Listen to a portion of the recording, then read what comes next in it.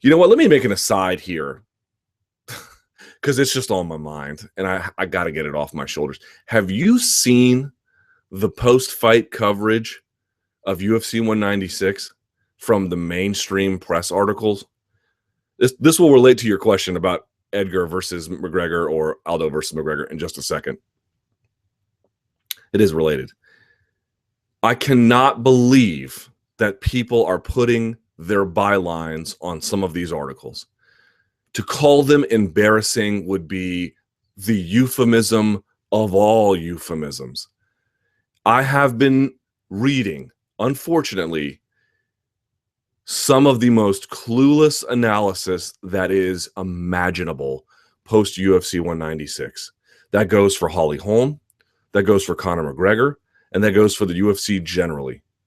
It is amazing. What a farrago of nonsense that has been published in the wake of, and I cannot, did I not get on this chat and say, what on earth is ESPN doing, putting Ramona Shelburne in roles that should be given to Brett Okamoto?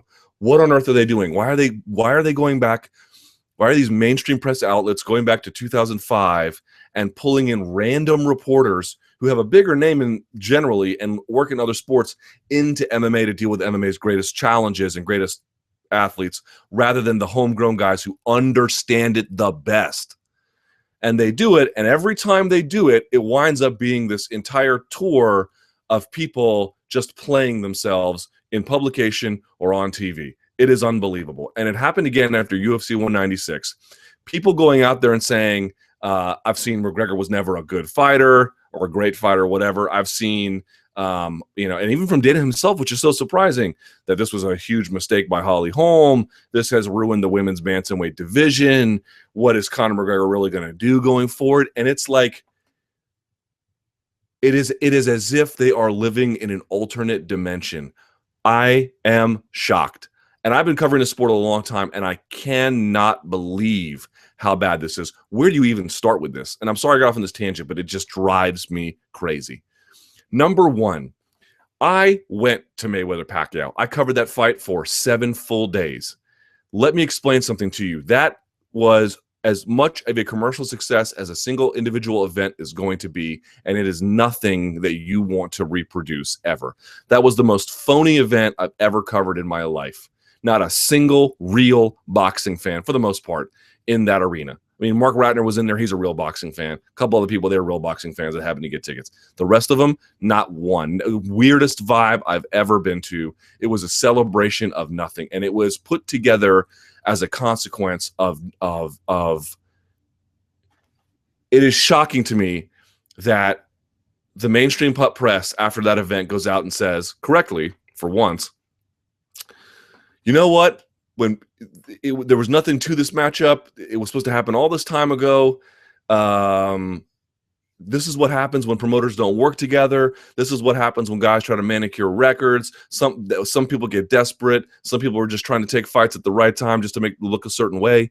And then when Holm and McGregor lose, they go out and say, why didn't they take these fights that made more sense for their careers? Why didn't they take fewer risks? Why did UFC sanction this? Why didn't Holm wait until Ronda Rousey came back? Why did McGregor take this risk? So let me get this straight. When promoters basically just cheat you and give you fights that don't really mean a whole lot or way past their expiration date or aren't competitive, and when fighters very carefully pick their choices, and I don't blame them for doing that, but when they carefully do it and when they manicure these identities and manicure these records and manicure these fights, you hate that because you know you're basically watching nothing. You're watching a setup. You're not watching what's really truly competitive at the right moment at the right time.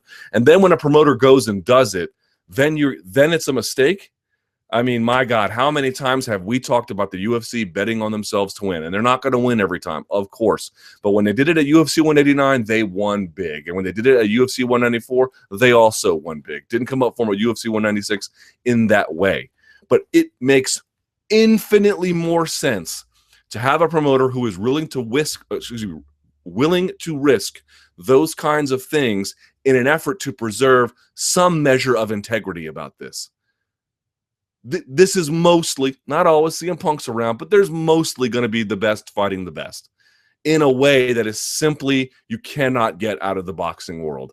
I love boxing, but I'm sorry. There is so much pressure on those guys to be very selective and very careful, and ultimately that really does a disservice. And finally, the promotion that turns it around is now being criticized for it. What a joke. What a total and complete joke. Moreover, what is the real world impact? Conor McGregor is still the featherweight champion.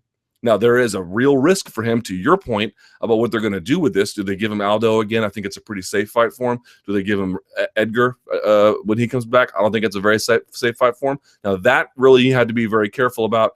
There's real consequences about that. But jumping up and wait and taking a fight, even against another guy who's coming on short notice, all of a sudden this is the end of the world. All of a sudden people want to stop seeing Conor McGregor? Nonsense. And if women's bantamweight has never been better. You have a bunch of great choices to go from. You can do Holm versus Tate 2 at UFC 200. You can have Tate versus Rousey 3. You're definitely at some point, all of a sudden people don't want to see Holm versus Rousey 2, even under less than ideal circumstances. The only argument you could really make is, did you lose the huge mega pay-per-view buy rate you probably could have done if you had Holly Holm sit around for a year and then go and fight Ronda Rousey? Yeah. Did you lose that 2 million pay-per-view buy? Yeah, sure. Okay, you know what? That's not great. So what? So what? It is much more important to have the principled attitude that on some level, the best should fight the best, and they should stay as active as they themselves are willing. And that's inevitably that is going to have its drawbacks. But on balance, isn't that what you want as a consumer? And is it so disastrous for their bottom line that it's worth avoiding at all costs? No. Conor McGregor's next fight is going to be huge. And when Ronda Rousey comes back, the return of Ronda Rousey, the media darling, you don't think that's going to be a mega fight, especially against her hated rival, Miesha Tate? What planet are people living on? What you want is a promoter willing to do this kind of thing.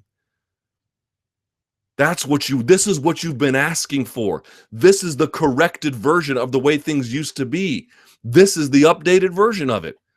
It's got its drawbacks, but on balance, that is the principle guiding things that makes it better for you and for me. And frankly, for the sport generally.